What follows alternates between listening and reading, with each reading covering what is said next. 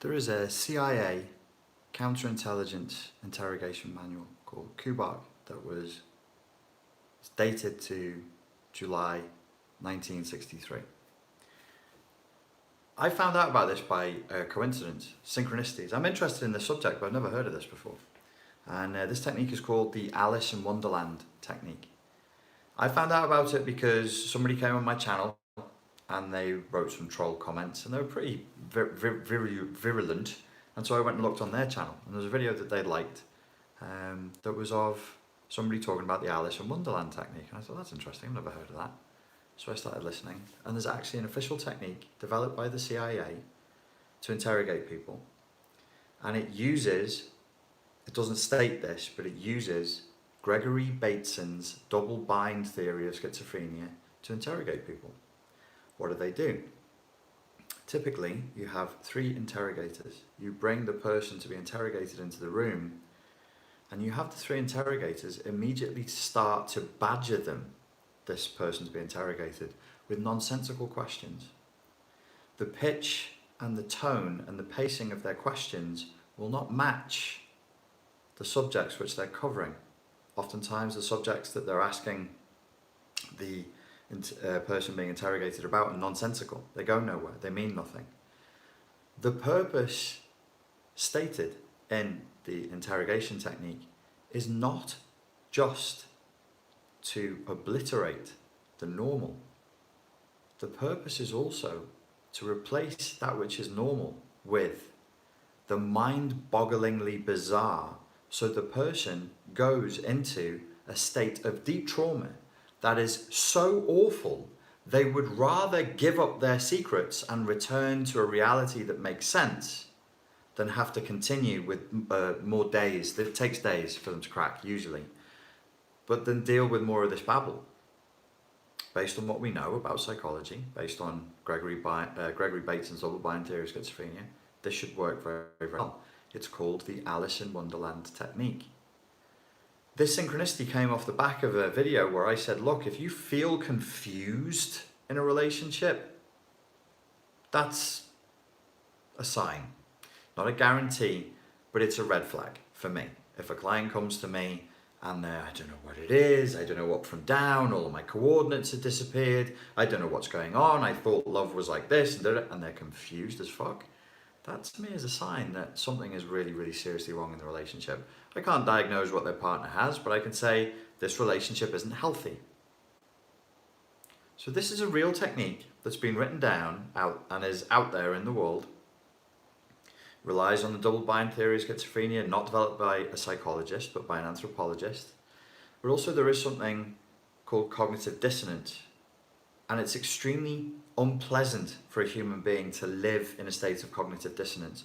Cognitive dissonance essentially means the bad feeling you get when your map of reality doesn't match the reality that you're faced with. There's a story, I've never really told this story much. I'm not, when I have a response to something, I tend to be in the depression to rage end of the spectrum, not so much the anxiety state end of the spectrum. But once, when I was 28 years old, I was driving to Spain, and I drove from England to Spain, and I did it in one 24-hour slot because I was young and stupid. After 24 hours of driving, when I was an hour and a half away from my destination in Spain, and obviously was really, really tired already, the sun did not come up at the time that I expected it to come up. And it is the outside of a bad acid trip and outside of like really serious situations that have unfolded in my life, very, very rarely. It was one of the most singularly most distressing experiences of my life was driving along, looking at the clock, saying it's 7:30 in the morning, the sun should be up, and I'm driving in pitch blackness. It freaked me out. You can't live with that level of cognitive dissonance for long. There's your psychology part. What are we seeing right now? What's going on in culture right now? Aren't we all having the Alice in Wonderland technique used on us daily? Up is down, left is right, in is out. Nothing makes sense anymore. People are now arguing with a straight face about subjects that you wouldn't have even bothered to raise 10 years ago. You know, 10 years, it's a fairly long time. No, it isn't. 10 years is nothing. Nothing. There are people who now adopt positions on subjects that 10 years ago, if you'd asked them about them, would have gone, I don't know, it's nothing to do with me and I don't care. Now we're wringing our hands over it. Everybody's confused. Everybody's agitated. And there is an actual technique called the Alice in Wonderland technique. So if you had somebody who you were interrogating and you wanted information out of them, you'd use this technique. If you had a whole nation of people or nations of people more plugged in than ever before in terms of exchanging information quickly, the internet, particularly the YouTube. I've been thinking about YouTube a lot today and just how beneficial it is out of all the things for a lot of reasons. I'll cover that on a different video, and this is because I didn't want to pay my YouTube Prime. They're trying to charge me YouTube Prime, and I'm like, if anything to get rid of these effing Grammarly adverts. And then I was like, well, how much is this? It's $9.99. I'm like, why am I not paying that? I use YouTube every day. I use it more than any podcasting service. I use YouTube. I use it professionally. Here I am using it because it's part of what I do. But I personally would use it pretty much every day to learn. It's a great learning tool. Paranoid conspiracy theorist time. People are becoming more and more informed. They can share information at the speed of electricity and the speed of a satellite signal. It's harder and harder to get away with stuff now. Everybody carries a video recorder in their pocket and they can release that to the public so that it's out in the public eye with no delay, or a 3 or 4 second delay, a satellite signal delay. If you were in charge and I was in charge, I don't know, maybe we would get a little bit nervous about that. And maybe we start to be saying, maybe, we should do something about this. Maybe it's time to scramble the population up a little bit. Because if you think about a government's relationship with its people, it's very, very precarious. We all have our ideas. Government's there to protect people. Government is there to serve people. Okay, yeah, cool. It's fine when you're talking about nations of 500,000 people, 1 million people, maybe even 2 or 3 million people. You start racking the numbers up, and you must at some point sit there and go, I'm supposed to manage 60 million people, the UK, or in America is topping out, I think, 329 million people. 329 million people. If they all say no at the same time, and you're in charge, you are royally fucked. So you've got to confuse them. You've got to keep them confused. You've got to give them that, that little dance, that little switcheroo game. Don't look at the hand, don't look at my hand over here that's doing the magic trick. Look at this hand over here that's doing this. You've got to keep people confused. And the net result of this seems to be this spike in mental illness. And I'm like, well, we're losing community, we're too much in technology, so on and so forth.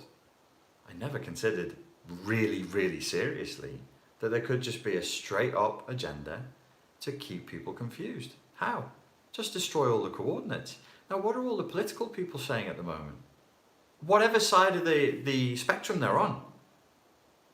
We used to meet in the middle. We used to meet on certain subjects. We used to meet and at least agree on the big things. I can't even agree on the big things. On the deepest things. There's no common territory left. And I'm looking at this and I'm going, Huge populations that are expanding rapidly. Rapid population growth, frightening population growth. Super informed rapidly. It's very, very hard for me to do the stuff I used to do and get away with it. I mean, what do you think? I don't want to upset anybody, but what do you think now would happen with 9/11? The people who had videos there on the day were video editors, mainly. They were filmmakers. It was in that time, 2001, 2000, we weren't, people didn't carry I mean, I did sometimes because that was part of my job back then. But everybody has a camera now. If you're going to do something naughty, I don't think you can get away with it in the same way anymore. So what do? You level up. You go meta. Instead of like trying to deceive people and work behind their backs as to what it is you're really doing, it's way more efficient to just confuse them about what's right and what's wrong. Right? That's way more efficient. Imagine you and me are in charge and we're not very nice people. We want to keep control. We want to stay in charge. It's easier to confuse the target, the person to be interrogated, the person we're targeting for a gaslighting campaign or a smear campaign, the group of people that we're targeting, or even the nation that we're targeting. Keep them confused, keep them arguing amongst themselves, keep them stressed, keep them on pills, all the pills, all the pills. Keep them drinking, keep them on fast food, keep them dumbed down. It's the Alice in Wonderland technique. And all of this came from me just reflecting on me going, yeah, it seems to be useful to keep people confused. If you're evil and you're of bad intent, keep them confused. Confusion.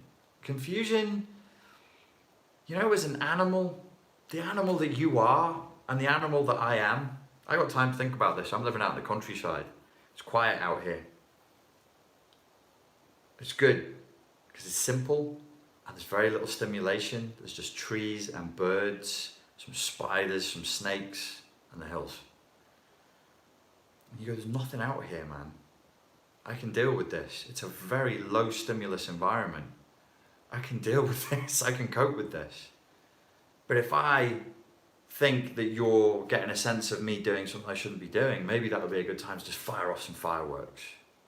Give you a little few taps around the head, spin you around a few times, send you over there and say, go and get me that thing right now. It's extremely important that you go and get that thing, and you come back and go, I got the thing, and you go, what are you talking about? What? I never told you to get the thing. You just said, get, no, I didn't. You sure it's me? It might have been him. Who? Who? Who what? Where, when? This is it. It's confusion, cognitive dissonance. Nobody knows right from wrong. The really clever thing that they've done, the evil thing that they've done, is the slow encroachment of the boundaries. So that, you know, if you imagine a person is like a house and it has like a little pathway outside with a gate, and then there's the road and the public walks there, and then they come through the gate and then they walk up the pathway to the house and they knock on the door. You open the front door and you have like a little atrium area, caecilius in atrium est. And then you go in and you go in the living room. And if you get really, really lucky, you might get through to the kitchen. If you get even luckier still, you might get up to the bedroom. But it's graded. Nothing's graded now. Nothing's graded. You'd be like, okay, here are my political views, but my sexual policies are mine. Nope. No, they're not. Everything is under attack. Everything is under erosion. Everything is like, break the boundaries, break them down, make them feel that they're not allowed to assert what they believe to be right or wrong. That's becoming a thought crime. I think this is right. I think this is wrong. You can't say that. Why not? Cultural relativism, moral relativism. What's right in your culture, what's wrong in your culture might be right in another one.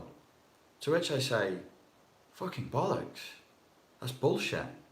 That's total, unmitigated gibberish. And it's evil to repeat that kind of gibberish. Pure evil to repeat that kind of chaos-inducing, boundary-eroding. It's just rot. It's just pure corruption. I'm not like a religious person, but like, damn, you shouldn't tell people that. You don't know you know what right and wrong is. Well, in my culture, we kill people. What are you, a racist? Ooh, you don't want to be a racist, do you? Well, where I'm from, yeah, we kill people. Not all the time, just once a year. It has a special word, foreign, you wouldn't understand. Kill them in a weird way. It's a ritual. What are you telling me? I don't have a right to my faith? Is that what you're saying to me right now? You racist? It's like, no, you can't do that. You can't kill people. And you'll say, well, that's an extreme example. We don't have any examples of people who kill each other on the basis of ethnicity. Don't we? Don't we? We're not living with that every day.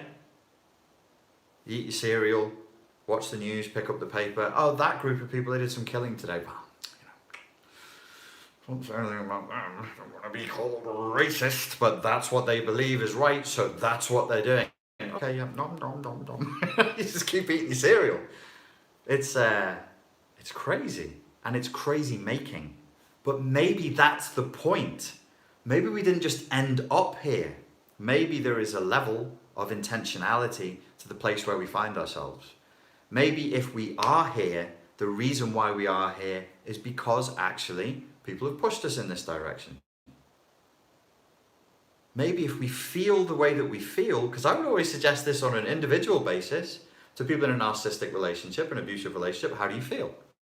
Okay, well, why don't we as a thought experiment philosophically toy with the idea that the person you're with wants you to feel that way. They want you to feel confused, they want you to feel ashamed, they want you to feel guilty, they want you to feel depressed, they want you to feel exasperated, they want you to feel powerless, right?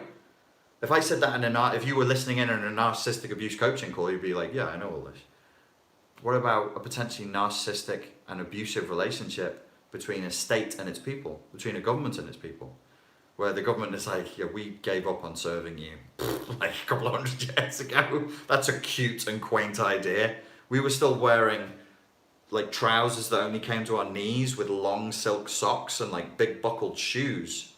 And when we had guns, there were these big things that you pulled the hammer back and you fired and you had a 1 in 10 chance of it exploding in your face. Like, that's another world, homie. We don't look after you. You're our slaves. You're our slaves. What does the context tell us?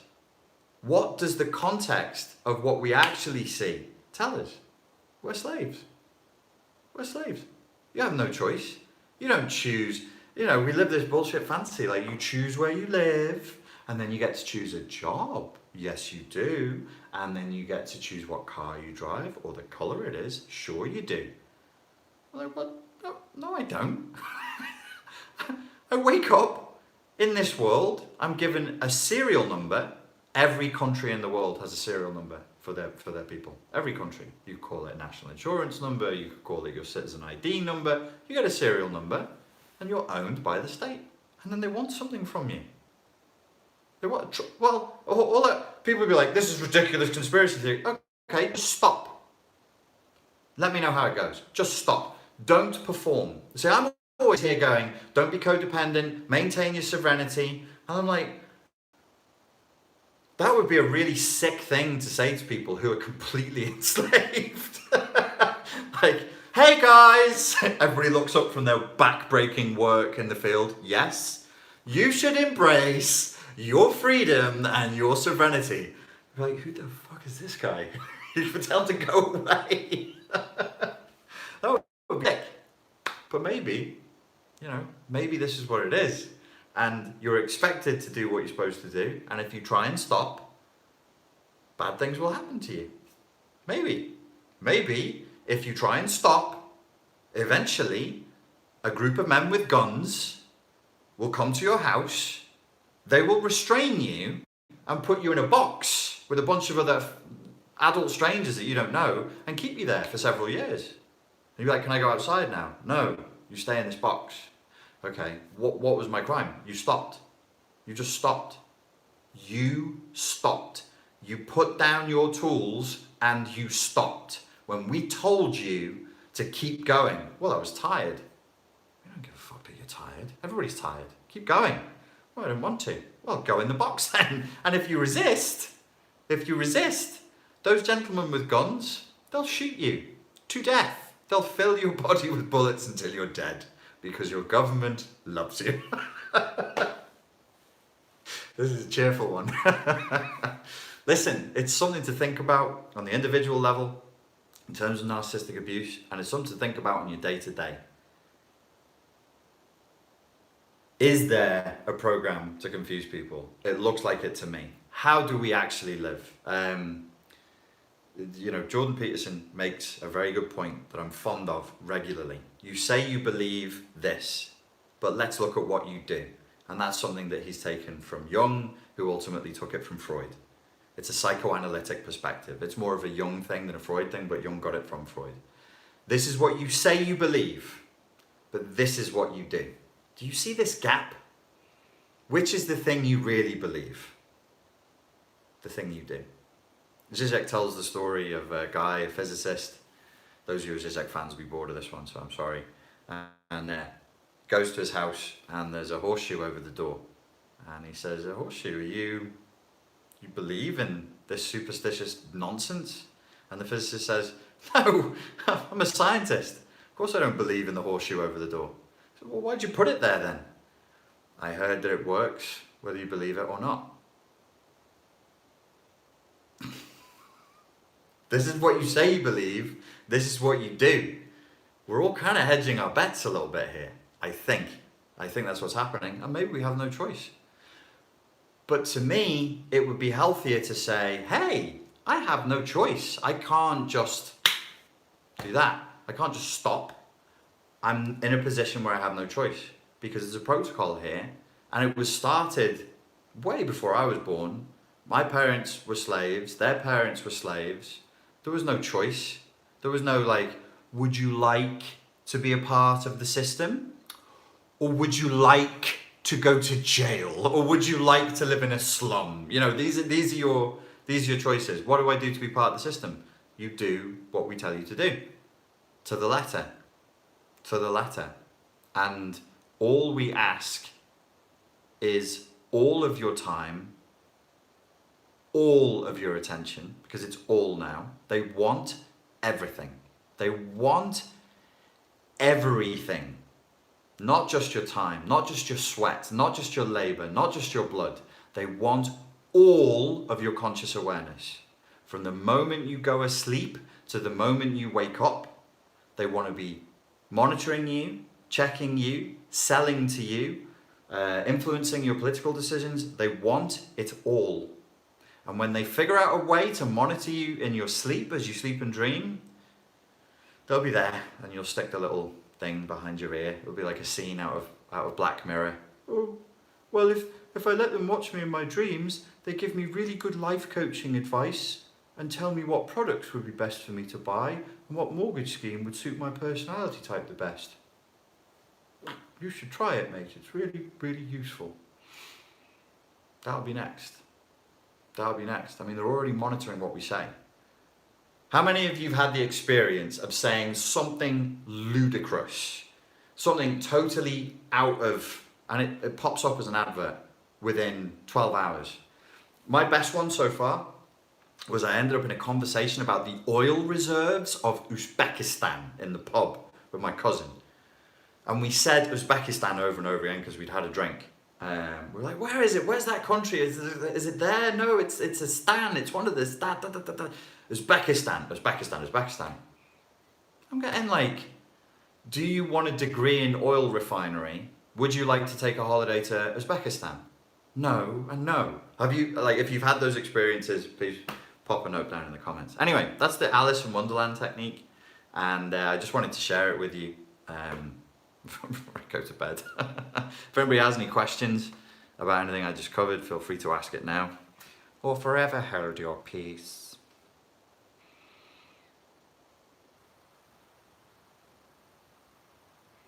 UG Rose says, I talked about AI and I saw wild stuff in my feed. The dream thing, I dreamt that I had a girlfriend and she cheated on me with AI, and then I was getting stuff to do with artificial intelligence, it seemed to me, for the next 3 days. But artificial intelligence is there in a lot of news articles, and it's kind of out there, so I was like, oh, I don't know, how paranoid am I prepared to get? They already started. Like, wouldn't it be funny if we didn't even know, but they'd already passed that boundary, and they're like, yeah, no, we're totally psychic. These phones you look into, they actually can, I don't believe that. I presume at some level of technological advancement, in every civilized intelligent species of creature, maybe you always hit that point. Maybe that's quite early on. Maybe that's like discovering the coal fire engine or something. Oh, you can't read minds yet? You bunch of hicks. Get it sorted out. That'll be like a Rick and Morty episode.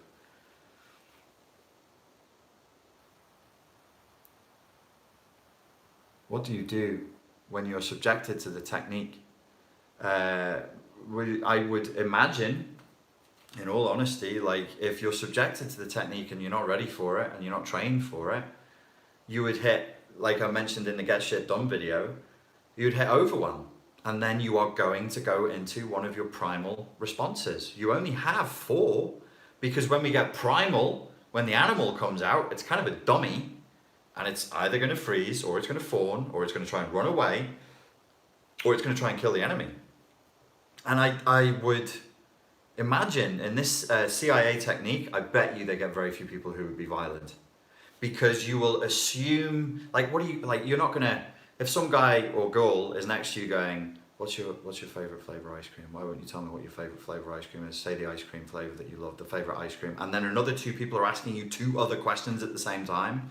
So what it says in the reports is initially people laugh, then they protest, then they do get angry, but it's not, I don't think you would, I think you'd blame yourself. I think you'd start to internalise it and go, okay, they're adults, I'm here in this room, must be me. Like, I think you would actually start to question your own thinking first. If the technique is being used on you and it's only 1-to-1 and you're not in a CIA black spot, which I hope you're not. I hope none of you are ever need to be in that position.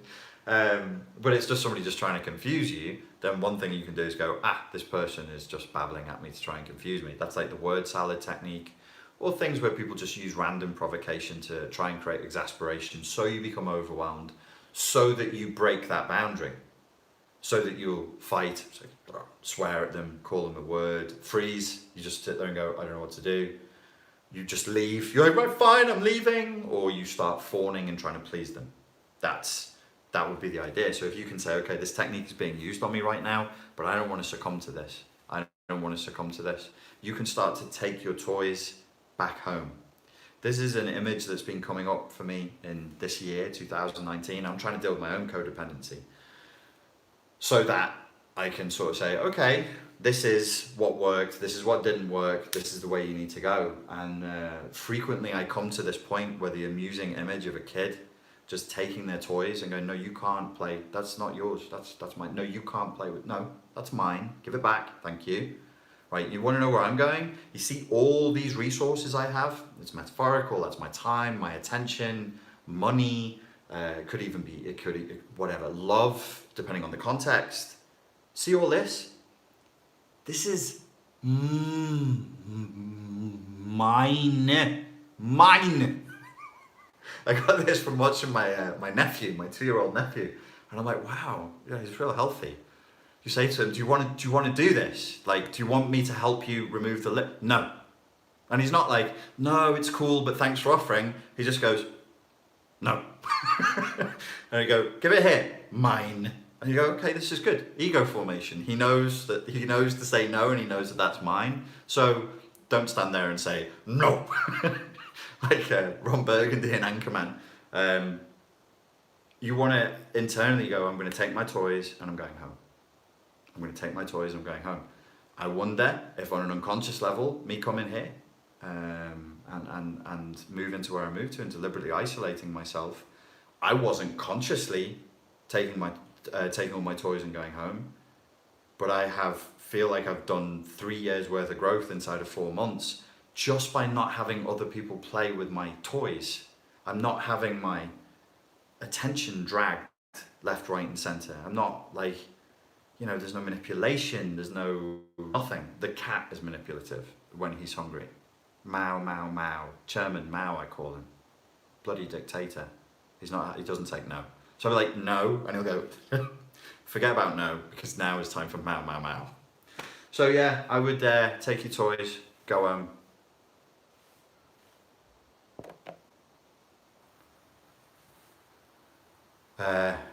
Do you question your own state, paranoia at your door? Yes, of course. I check to see when I'm becoming paranoid. And as I said earlier, to reiterate my point, take a good, long, hard, objective view at how we live. Like, if you're in it, you won't see it. But if you zoom out philosophically and you pull out and you go, okay, why do I do what I do? You go, well, I chose to study psychology. No, I fucking didn't. That's nonsense. What a hugely non-humble, non-self-aware, egotistical lie. That is, a series of events in my life led me to the conclusion that the best thing I could do based on the information I had was go and study psychology. And by the way, I was wrong. So just look, just be objective, just be philosophical and go, look, this is how I'm going to look at this situation. And what I would say is, how could anybody deny that there's a protocol of confusion going on right now? There clearly is. We're living Alice in Wonderland. We're living the Alice in Wonderland technique. I think they've started to panic and they've just released it into the water. Just confuse everyone. You can't, nobody, because you get reactions, but nobody can think clearly enough to know what to do. There's people who are young and hopeful and idealistic enough to do something, but then when they do stuff, it's so confused because they're like, I'm angry. With who? I don't know. It's just a mess. It's a horrible, horrible mess. So it's effective. It works. So it's paranoia if it's a delusion that's not based on any external feedback from the environment.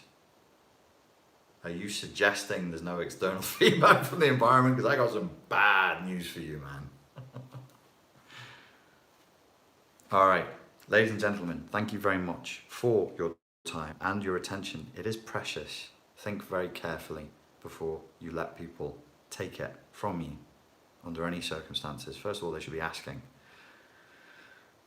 Thank you for your time and for your attention, and I look forward to speaking to you again soon. Cheers.